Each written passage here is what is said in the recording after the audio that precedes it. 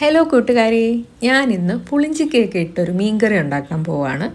ഇതിനെ ഞങ്ങളുടെ നാട്ടിൽ, അതായത് തിരുവനന്തപുരത്തൊക്കെ പുളിഞ്ചിക്ക എന്നാണ് പറയാറ്. നിങ്ങളുടെ നാട്ടിൽ ഇതിനെ എന്ത് പേരാ പറയുന്നതെന്ന് ഒരു കമൻ്റ് ഇട്ടേക്കണേ. ഈ പുളിഞ്ചിക്ക വെച്ച് നമുക്ക് ഒഴിച്ചുകറി ഉണ്ടാക്കാം, അച്ചാറുണ്ടാക്കാം, മീൻകറിയിലിടാം, അങ്ങനെ പല കറികളിലും ഇത് ഉപയോഗിക്കാം. ഞാനിന്ന് ഇതിട്ടിട്ടുള്ളൊരു മീൻകറിയാണ് ഉണ്ടാക്കാൻ പോകുന്നത്. തിരുവനന്തപുരംകാരുടെ മീൻകറിയിൽ ഇതുപോലെ പല സാധനങ്ങളും നിങ്ങൾക്ക് കാണാം കേട്ടോ. മുരിങ്ങയ്ക്ക, പച്ചമാങ്ങ, പച്ചമുളക്, തക്കാളി, പുളിഞ്ചിക്ക, ഇതെല്ലാം ഞങ്ങൾ ഇടാറുണ്ട്. അപ്പോൾ ഇതിൽ പുളിഞ്ചിക്ക, പച്ചമാങ്ങ, തക്കാളി ഇതിലെല്ലാം പുളിയുള്ളത് കൊണ്ട് നമ്മൾ ചേർക്കുന്ന പുളിയുടെ അളവ് കുറവായിരിക്കും. പണ്ടൊക്കെ മീൻകറി ഉണ്ടാക്കുന്നത് മല്ലിയും മുളകും ഒക്കെ വറുത്ത് പൊടിച്ചായിരുന്നല്ലോ. അപ്പം അതിന് പകരം ചെയ്യുന്നൊരു പരിപാടിയാണ് മല്ലിപ്പൊടിയും മുളക് പൊടിയും മഞ്ഞൾപ്പൊടിയും ഒക്കെ ഇട്ടൊന്ന് ചെറുതായിട്ട് ചൂടാക്കി എടുക്കുക. അതിൻ്റെ നിറം ഒന്ന് മാറി ആ ഒരു വറുത്ത ഒരു മണമൊക്കെ നമുക്ക് കിട്ടും. അതുവരെ ഒന്ന് ചെറുതായിട്ട് ചൂടാക്കി എടുക്കുക. പൊടി കരിഞ്ഞു പോകാതിരിക്കാൻ പ്രത്യേകം ശ്രദ്ധിക്കുക. അപ്പോൾ ഇതും ഒരല്പം ടേസ്റ്റ് ഇൻക്രീസ് ചെയ്യുമെന്ന് എനിക്ക് തോന്നിയിട്ടുണ്ട്.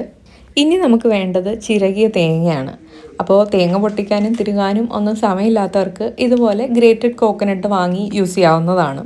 അപ്പോൾ ഇത് നമ്മൾ ഫ്രീസറിലാണ് വെച്ചിട്ടുള്ളത്. അപ്പോൾ ഉപയോഗിക്കുന്നതിന് കുറച്ച് മുമ്പ് ഇതെടുത്ത് പുറത്ത് വെച്ചിരുന്നാൽ മതി. അപ്പോൾ തേങ്ങ ചേർക്കുക, പിന്നെ കുറച്ച് പുളി, കുരു ഒന്നും ഇല്ലാതെ ചേർക്കുക. കുറച്ചേ ചേർക്കുന്നുള്ളൂ, കാരണം നമ്മൾ പുളിയുള്ള സാധനങ്ങൾ പലതും ചേർക്കുന്നുണ്ടല്ലോ. അതുകൊണ്ട് ഒരല്പം പുളി, പിന്നെ കുറച്ച് കൊച്ചുള്ളിയും ചേർത്തു.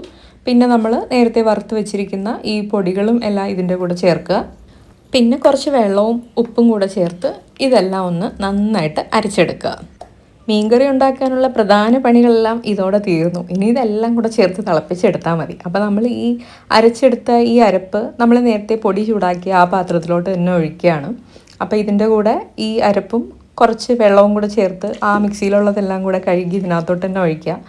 എന്നിട്ട് ഇതിനകത്തോട്ട് നമ്മൾ നേരത്തെ എടുത്ത് വെച്ചിരുന്ന ഈ സാധനങ്ങളെല്ലാം ഒന്നൊന്നായിട്ട് ആഡ് ചെയ്യുക. ഇതൊക്കെ കണ്ടിട്ട് ഞാനുണ്ടാക്കുന്നത് മീൻ കറിയാണോ അതോ വെജിറ്റബിൾ കറിയാണോ അങ്ങനെയൊന്നും സംശയിക്കേണ്ട, മീൻ കറി തന്നെയാണ്.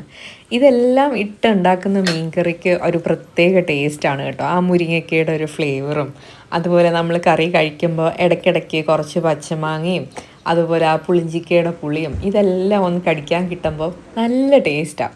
അപ്പോൾ അത് അറിയണമെങ്കിൽ നിങ്ങൾ ഇതുപോലൊരു മീൻ കറി ഒരു പ്രാവശ്യമെങ്കിലും ഒന്ന് ട്രൈ ചെയ്ത് നോക്കണം കേട്ടോ. അപ്പോൾ നമ്മൾ തയ്യാറാക്കിയ അരപ്പിലോട്ട് നമ്മൾ ഇതെല്ലാം ഇട്ട് ഒന്ന് തിളപ്പിക്കാൻ വെച്ചു. അതൊന്ന് തിളയൊക്കെ വന്നു കഴിയുമ്പോൾ നമ്മൾ മീനിൻ്റെ കഷ്ണങ്ങൾ ആഡ് ചെയ്യും. ഇപ്പോൾ ഞാൻ കേരച്ചൂരയാണ് എടുത്തിട്ടുള്ളത്. അപ്പോൾ മീനിൻ്റെ കഷ്ണങ്ങൾ ഒന്നൊന്നായിട്ട് ആഡ് ചെയ്യുകയാണ്. ഏത് മീനാണെങ്കിലും നമുക്ക് ഇതേ രീതിയിൽ ഉണ്ടാക്കാവുന്നതാണ്. മീനിൻ്റെ കഷ്ണങ്ങളെല്ലാം ആഡ് ചെയ്തതിന് ശേഷം ചെറുതായിട്ടൊന്ന് ഇളക്കിയെടുക്കുക. ഒരുപാട് ഇളക്കി മീൻ പൊടിക്കണ്ട. അപ്പോൾ സൂക്ഷിച്ച് ഒന്ന് ചെറുതായിട്ടൊക്കെ ഒന്ന് ഇളക്കി അടച്ചു വയ്ക്കുക. അതവിടെ ഇരുന്ന് തിളയ്ക്കട്ടെ. കുറച്ച് സമയം ഇരുന്ന് തിളച്ച് ചെറിയ തീയിൽ കുറച്ചധികം സമയം നമുക്ക് വെച്ചേക്കാം. ബാക്കി വന്ന മീൻ കഷ്ണങ്ങൾ ഞാൻ അരപ്പ് പുരട്ടി വെച്ചു പൊരിക്കാനായിട്ട്. അങ്ങനെ കുറച്ച് സമയം കഴിഞ്ഞിട്ടുണ്ട്. നമ്മുടെ മീൻകറി റെഡി ആയിട്ടുണ്ട്. ഒന്ന് തിളച്ച് കുറച്ച് അല്പം ഒന്ന് വറ്റിയൊക്കെ വന്നു. അപ്പോൾ ഞാൻ ഇതിനകത്തോട്ട് കുറച്ച് ഉലുവപ്പൊടിയും കൂടെ ചേർക്കുകയാണ്. ഉലുവപ്പൊടി ഇടുമ്പോൾ ആ മീൻകറിക്ക് ഒരു പ്രത്യേക മണം വരും. ഈ അവസാനം ഈ തിളച്ച് വരുന്നതിന് ശേഷമാണ് ഞാൻ ഉലുവപ്പൊടി ഇടാറ്. പിന്നെ കുറച്ച് കറിവേപ്പിലയും കൂടെ ഇതുപോലെ പിച്ചി ഇടുക. കറിവേപ്പില ഇങ്ങനെ പിച്ചി ഇടുമ്പോൾ അതിൻ്റെ ഫ്ലേവർ ശരിക്കും നന്നായിട്ട് കറിയിലോട്ട് ഇറങ്ങും എന്നാണ് പറയാറ്. കറിവേപ്പില നമുക്ക് ആദ്യമേ ഇടാമായിരുന്നു, ഞാൻ മറന്നുപോയതാണ്. ആദ്യമേ നമ്മളെല്ലാം ഇട്ട കൂട്ടത്തിലേക്ക് കറിവേപ്പില ഇതുപോലെ കുറച്ച് പിച്ചി ഇതിനകത്ത് ഇട്ട് അതും കൂടെ കിടന്ന് നന്നായിട്ട് തിളച്ച് വരുമ്പോൾ കുറച്ചുകൂടെ ഫ്ലേവർ ആയിരിക്കും. അപ്പോൾ ഇത്രയേ ഉള്ളൂ. നമ്മുടെ ഇൻഗ്രീഡിയൻസ് എല്ലാം ആഡ് ചെയ്ത് കഴിഞ്ഞു. ഇത് കുറച്ച് നേരം കൂടെ ഒന്നിരുന്ന് തിളച്ച് കഴിയുമ്പോഴേക്കും മീൻകറി റെഡിയാണ്. പിന്നെ ചിലർ മീൻകറി ആയി കഴിയുമ്പോൾ അവസാനം കുറച്ച് പച്ച വെളിച്ചെണ്ണ ചേർക്കാറുണ്ട്. പിന്നെ ചിലർ കടുവറുത്ത് ഇതിനകത്തോട്ട് ചേർക്കുന്നവരും ഉണ്ട്. ഞാൻ പക്ഷേ ഇത് രണ്ടും ചേരില്ല. ഇത്രയേ ഉള്ളൂ. ഇതിൽ കൂടുതലൊന്നും ഇതിനകത്ത് ചേർക്കാറില്ല. എണ്ണ ചേർക്കേണ്ട ആവശ്യമുണ്ടെന്ന് എനിക്ക് തോന്നിയിട്ടില്ല. അല്ലാതെ തന്നെ നല്ല ടേസ്റ്റാണ്. ഒന്ന് കഴിച്ചു നോക്കുക.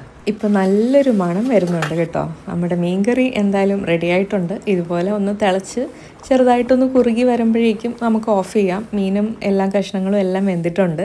അപ്പോൾ നമ്മളിതുപോലെ സ്പെഷ്യലായിട്ട് എന്തെങ്കിലും ഉണ്ടാക്കുകയാണെങ്കിൽ നമ്മുടെ തൊട്ടടുത്ത് താമസിക്കുന്ന നമ്മുടെ വേണ്ടപ്പെട്ടവർക്ക് കൊടുക്കാനായിട്ട് ഇതുപോലെ കുറച്ച് മാറ്റി വയ്ക്കാം. മീൻകറിയുടെ ആ മണം അടിച്ചിട്ട് എനിക്ക് നല്ല വിശപ്പ് തോന്നുന്നുണ്ട്. ഞാനിനി വേറെ കറിയൊന്നും ഉണ്ടാക്കാൻ നിൽക്കുന്നില്ല. ചോറും ഈ മീൻകറിയും കൂടെ കൂട്ടി ഒരു പിടി പിടിക്കാൻ പോവുകയാണ്. അപ്പോൾ എന്തായാലും വേറൊരു വീഡിയോ ആയിട്ട് വീണ്ടും കാണാം. ബൈ. നമ്മുടെ ചാനൽ ഇതുവരെ സബ്സ്ക്രൈബ് ചെയ്യാത്തവർ ഒന്ന് സബ്സ്ക്രൈബ് ചെയ്തേക്കണേ. അപ്പോൾ എല്ലാവർക്കും bye. Have a nice day. Take care.